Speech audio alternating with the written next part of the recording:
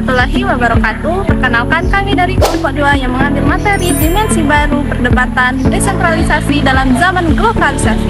Perkenalkan, saya Levi Yulia Citra, D1 D0083. Saya Fernanda Nur Hidayah dengan NPM 059. Saya Andini Mesyana dengan NPM 067. Perkenalkan, saya Olivia Wulandari, NPM 093.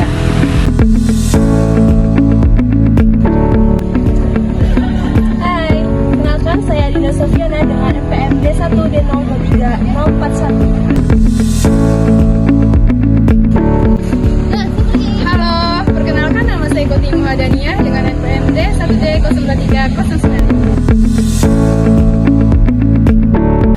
Selamat menyaksikan.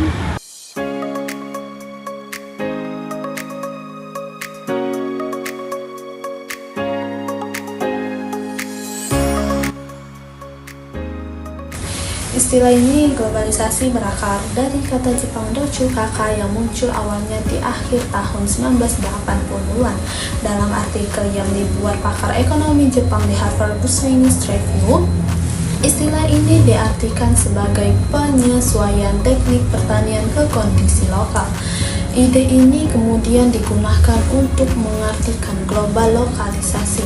Nah, menurut makna kamusnya, istilah dan lokal untuk membuat sebuah campuran The Oxford Dictionary of Local, dan kata benda globalisasi dibentuk dengan menteleskop Global New Words pada tahun 1991. Nah, menurut beberapa ahli seperti Roland Robertson pada tahun 1992, globalisasi ini sama dengan pertemuan antara yang global dan yang lokal, universalisasi partikular dan partikularisasi universal. Nah, sedangkan menurut Conker pada tahun 2004, proses gabungan antara lokalisasi makro dan globalisasi mikro. Sedangkan menurut Giddens pada tahun 2000, globalisasi ini justru memunculkan identitas lokal menjadi respon terhadap kekuatan global.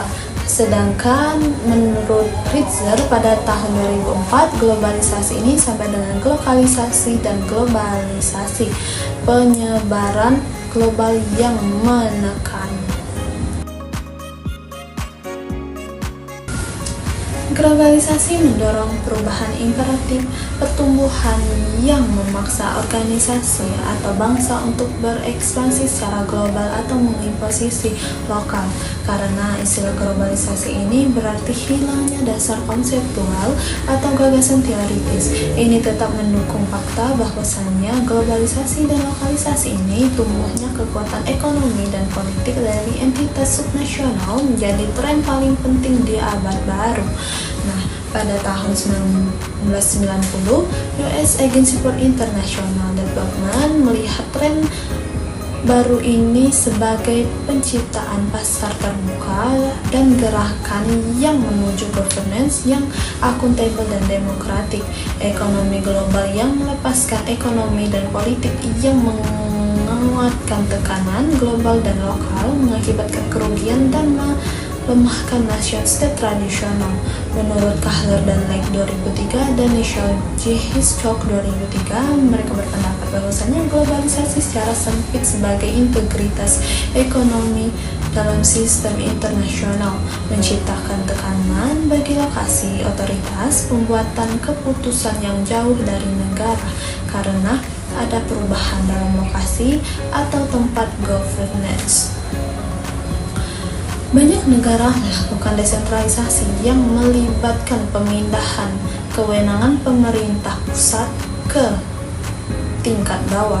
Ini menunjukkan akibat dari globalisasi kedaulatan, ekonomi nasional melemah, sedangkan ekonomi lokal menjadi aktor penting dalam ekonomi global.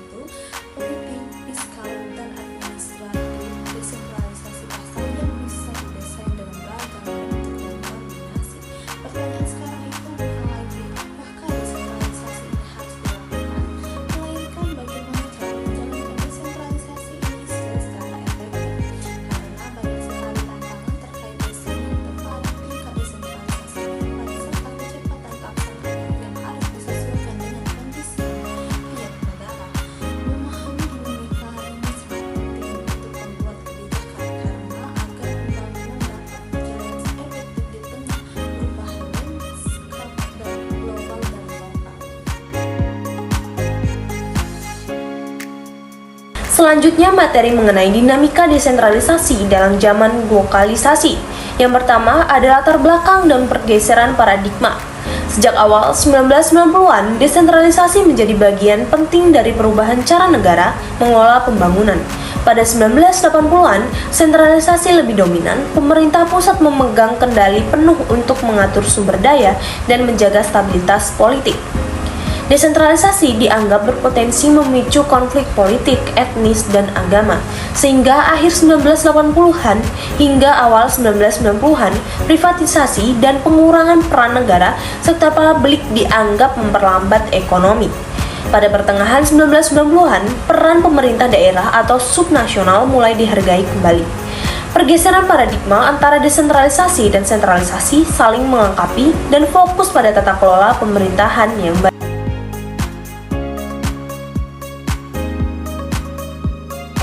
Yang kedua ada dampak globalisasi terhadap tata kelola pemerintahan.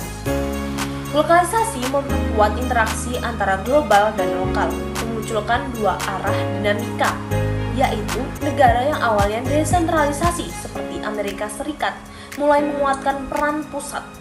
Negara yang awalnya sentralisasi seperti Cina dan India mulai memberikan kewenangan ke daerah. Tujuannya yaitu menciptakan pemerintahan yang stabil, aman, adil, dan efektif. Desentralisasi tidak lagi dipandang sebagai kebalikan dari sentralisasi, tetapi bagian dari strategi yang lebih luas. Yang ketiga, ada tantangan dan kunci keberhasilan desentralisasi. Tantangan utamanya yaitu menjaga stabilitas fiskal nasional, membagi resiko antar wilayah, dan mengatur keseimbangan kewenangan pusat dan daerah. Desentralisasi optimalnya yaitu harus mempertimbangkan kondisi ekonomi, politik, sejarah, dan budaya tiap negara. Desain desentralisasi yang baik yaitu efisiensi meningkat, pelayanan publik yang membaik, dan demokratisasi yang lebih kuat. Sedangkan desain yang buruk yaitu memicu ketidakstabilan, pelayanan publik yang menurun, tidak ada model tunggal, kebijakan harus spesifik, konteks fleksibel, dan adaptif. Desentralisasi harus dipandang sebagai alat mencapai tata kelola pemerintahan yang efektif, bukan tujuan akhir. Baik, di sini saya akan menjelaskan tentang mengapa perlu adanya desentralisasi. Desentralisasi pada dasarnya dilakukan karena ada tujuan yang ingin dicapai oleh pemerintah. Dan tujuan itu bisa berbeda-beda antara satu negara dengan negara lainnya. Perbedaan dalam target atau dalih di balik desentralisasi, yakni A. Sebagai perspektif kesukaan desentralisasi. Ada dua perspektif utama mengapa desentralisasi ini dianggap penting. Pertama, desentralisasi dipandang sebagai cara untuk membawa pemerintah lebih dekat kepada rakyat. Perspektif ini lahir dari pemikiran Rousseau yang menekankan bahwa negara yang besar membuat penguasa jauh dari rakyat, sehingga diperlukan adanya lembaga perwakilan di tingkat lokal, agar rakyat lebih terlibat dan kebutuhan mereka lebih diperhatikan. Kedua, desentralisasi dipahami sebagai sarana untuk membatasi kekuasaan pemerintah pusat, yang dianggap bisa berbahaya jika terlalu besar. Pemikiran ini dipengaruhi oleh Montesquieu, yang menekankan pentingnya pemisahan kekuasaan, agar pemerintah tidak bertindak sewenang-wenangnya. Jadi, meskipun Rousseau dan Montesquieu sama-sama mendukung pemerintahan yang lebih kecil, Rousseau melakukannya demi rakyat. Sementara Montesquieu demi mencegah penyalahgunaan kekuasaan pada pemerintah pusat. B. Imperatif endogenus dan exogenus. Selain alasan perspektif tersebut, desentralisasi juga sering muncul karena adanya faktor pendorong, baik dari dalam negeri, endogenus, maupun dari luar negeri, exogenus. Faktor endogenus biasanya muncul ketika pemerintah pusat gagal memenuhi kebutuhan masyarakat. Misalnya, karena adanya krisis ekonomi, buruknya pelayanan publik, atau munculnya kelas menengah terdidik yang menuntut demokratisasi. Contohnya di Indonesia, krisis ekonomi pada tahun 1997 sampai 1998 yang diikuti jatuhnya Soeharto membuat daerah ingin mengolah sumber daya mereka sendiri tanpa terlalu dikendalikan oleh pemerintah pusat. Hal serupa juga terjadi di Rusia setelah krisis finansial, ketika para gubernur meminta lebih banyak kewenangan dari pemerintah pusat. Dengan begitu, tujuan desentralisasi bisa sangat beragam, mulai dari meningkatkan pelayanan publik, menjaga stabilitas politik, mengurangi separatisme, hingga sekedar memenuhi kebutuhan tekanan global. Baik, di sini saya akan menjelaskan materi tentang bagaimana melakukan desentralisasi. Teman-teman, desentralisasi itu sebenarnya cara membagi fungsi, kekuasaan, dan sumber daya dari pusat ke daerah. Nah, ada 3 bentuk utamanya. Yang pertama, administratif, yaitu pusat menyerahkan urusan administrasi ke pemerintah daerah. Yang kedua itu fiskal, pusat memberi wewenang daerah untuk mengelola keuangan dan anggarannya sendiri. Yang ketiga politik atau demokratis, yaitu daerah punya kewenangan politik yang lebih mandiri dan demokratis. Jadi desentralisasi bukan cuma soal teknis pemerintahan, tapi juga soal keuangan dan demokrasi. Kalau bicara soal pendanaan, ada 2 pendekatan yang biasa dipakai. Yang pertama, devolusi pajak.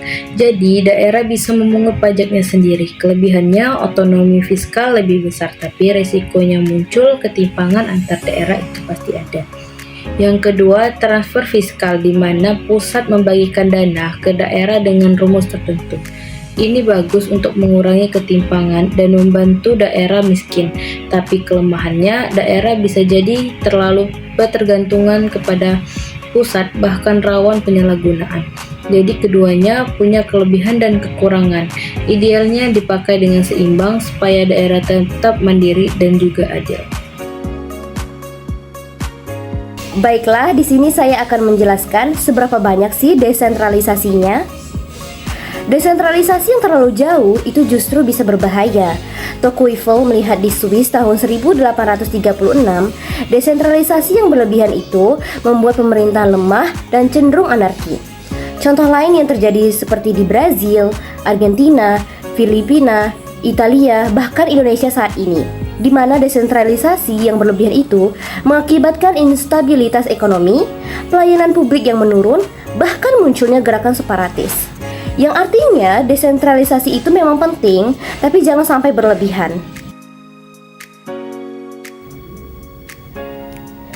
Selanjutnya, kalian bisa lihat tabel di samping. Tabel ini menunjukkan perbedaan gaya pemerintahan antara abad 20 dan abad 21. Abad 20 itu pemerintahan cenderung sentralistis dan birokratis, karena semua diatur pusat dengan model perintah dan kontrol. Akuntabilitasnya itu dari atas ke bawah. Sistemnya tertutup, lambat, dan tidak berani ambil risiko. Oke, kita bisa lihat lagi pada abad 21. Pada abad 21 itu sudah sangat berbeda. Pemerintahan lebih ke arah federal atau konfederal, dipengaruhi globalisasi dan lokalisasi. Pemerintah sekarang lebih partisipatif, responsif, dan bertanggung jawab ke rakyat. Itu pada abad 21.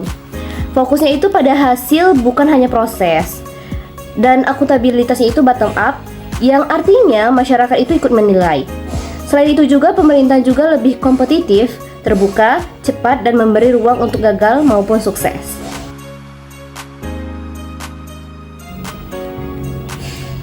Oke, selanjutnya kita akan membahas desentralisasi yang ideal.